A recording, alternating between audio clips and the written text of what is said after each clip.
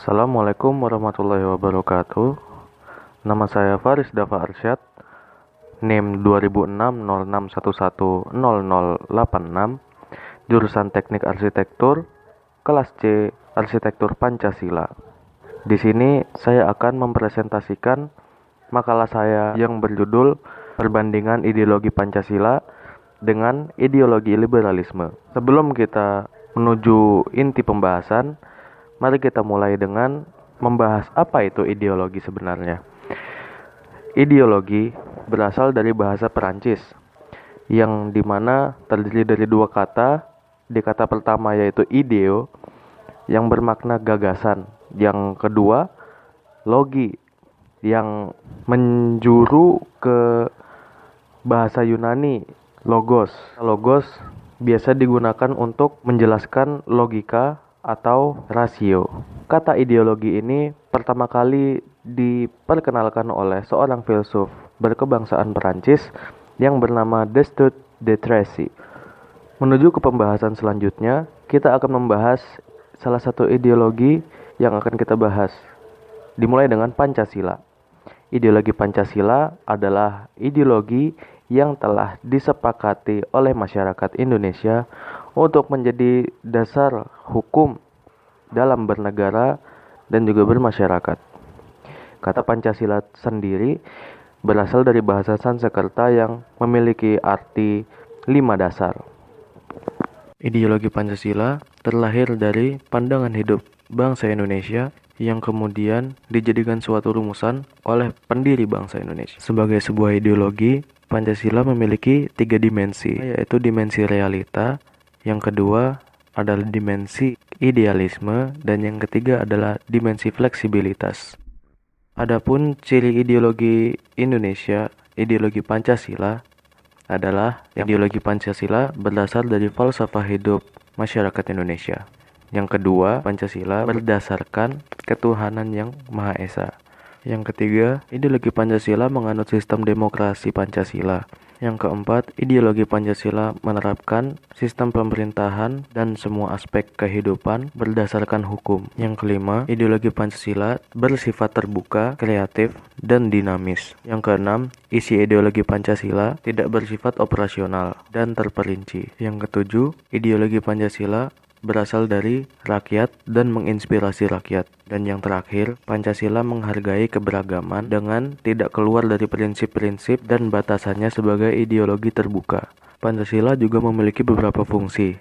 Adapun beberapa fungsi tersebut adalah: yang pertama, mempersatukan bangsa, mengukuhkan dan memelihara persatuan dan kesatuan itu. Yang kedua, membimbing dan mengarahkan bangsa untuk mencapai tujuannya. Yang ketiga, memberikan tekad untuk memelihara dan mengembangkan identitas bangsa. Dan yang terakhir, menyoroti kenyataan yang ada dan mengkritisi perwujudan cita-cita yang terkandung dalam Pancasila. Setelah mengetahui sedikit lebih dalam tentang apa itu ideologi Pancasila, mari kita menuju ideologi yang selanjutnya yang akan kita bandingkan dengan ideologi Pancasila, yaitu ideologi liberalisme. Apa itu liberalisme? Liberalisme adalah suatu pandangan filsafat yang didasarkan pada pemahaman bahwa kebebasan dan persamaan hak adalah nilai yang utama. Dalam Kamus Besar Bahasa Indonesia, liberal sendiri berarti bersifat bebas. Paham liberalisme menolak adanya suatu pembatasan, khususnya dari pemerintah dan juga agama. Dalam masyarakat modern, paham liberalisme sendiri dapat tumbuh dalam masyarakat modern dalam sistem demokrasi. Hal ini didasarkan pada kebebasan mayoritas. Hal ini dikarenakan oleh keduanya sama-sama didasarkan oleh mayoritas yang berkuasa.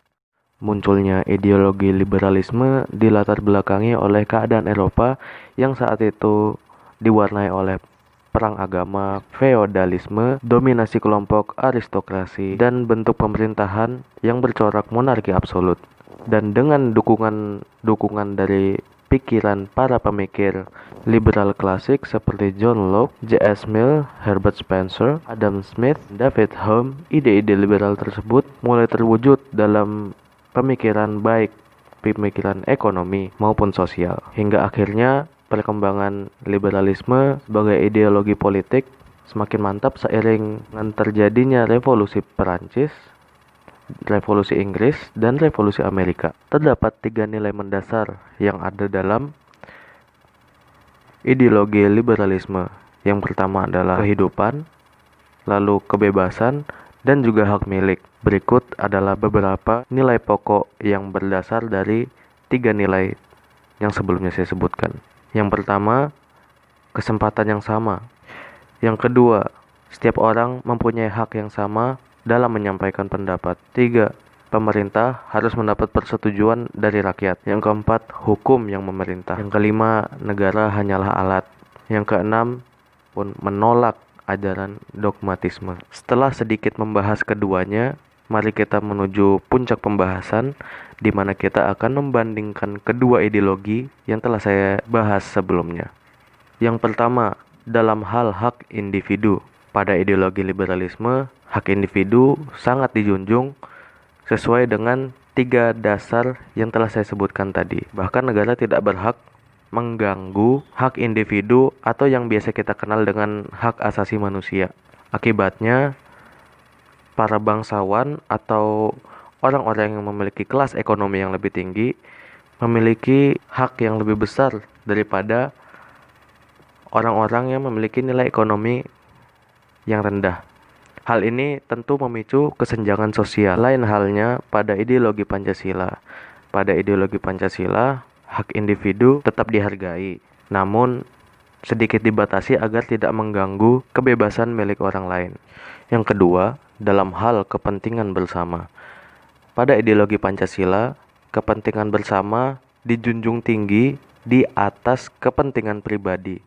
Sedangkan pada ideologi liberalisme, kepentingan bersama bergantung pada siapa yang memimpin di daerah tersebut. Yang ketiga, dalam hal demokrasi. Demokrasi liberalisme mementingkan individu. Jadi negara bergantung pada siapa individu yang berkuasa atau siapa kelompok yang berkuasa di daerah tersebut. Sedangkan dalam demokrasi Pancasila sangat dijunjung tinggi semangat gotong royong dan mengambil keputusan dengan cara musyawarah untuk mencapai mufakat. Dalam hal keempat, yaitu peran negara. Dalam ideologi Pancasila tentu negara sangat penting kedudukannya dalam mencapai tujuan bersama masyarakat.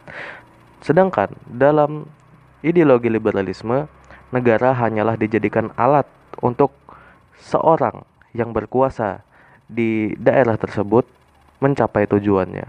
Untuk poin yang kelima, yaitu sumber hukum. Ideologi Pancasila menjadikan Pancasila sebagai sumber dari sumber hukum yang menjadikannya Indonesia menjadi negara hukum. Sedangkan di negara liberalisme, hukum tergantung pada penguasa dari setiap wilayah yang ada. Hal keenam, yaitu hal menghargai keberagaman. Ideologi Pancasila sangat menghargai yang namanya keberagaman, entah itu suku, agama, ras, dan lain-lainnya. Sementara paham liberalisme menganut kebebasan individu, yang dimana penduduk dengan komunitas tersebut akan lebih dihargai daripada minoritas. Poin ketujuh, berdasarkan ketuhanan. Di negara dengan ideologi Pancasila, yaitu negara Indonesia, diwajibkan untuk memiliki satu Tuhan atau lebih. Pokoknya dia memiliki agama. Sedangkan dalam paham liberalisme tidak diwajibkan untuk menganut agama tertentu, yang dimana dibolehkan menjadi ateis. Yang kedelapan, bentuk negara. Indonesia yang menganut ideologi Pancasila memiliki bentuk negara republik. Sedangkan negara-negara yang menganut ideologi liberalisme kebanyakan berbentuk federal atau negara-negara bagian. 9. Asal ideologi. Asal ideologi Pancasila adalah rakyat Indonesia sendiri. Sedangkan asal dari ideologi liberalisme adalah dari sekelompok orang-orang yang berkuasa. Yang ke-10, hak atas hajat hidup orang banyak. Maksudnya di sini adalah seperti hak atas kepemilikan sumber air atau kepemilikan tenaga pembangkit listrik, dan lain-lain. Di Indonesia sendiri yang menganut ideologi Pancasila, hal ini sangat diatur kepemilikannya oleh negara Indonesia. Sedangkan dalam ideologi liberalisme, siapapun yang menguasai sumber daya tersebut, maka dia akan menjadi pemimpin. Sekian yang dapat saya sampaikan dalam presentasi makalah perbandingan ideologi Pancasila dengan ideologi liberalisme. Terima kasih atas perhatiannya. Semoga bermanfaat bagi kita semua. Wassalamualaikum warahmatullahi wabarakatuh.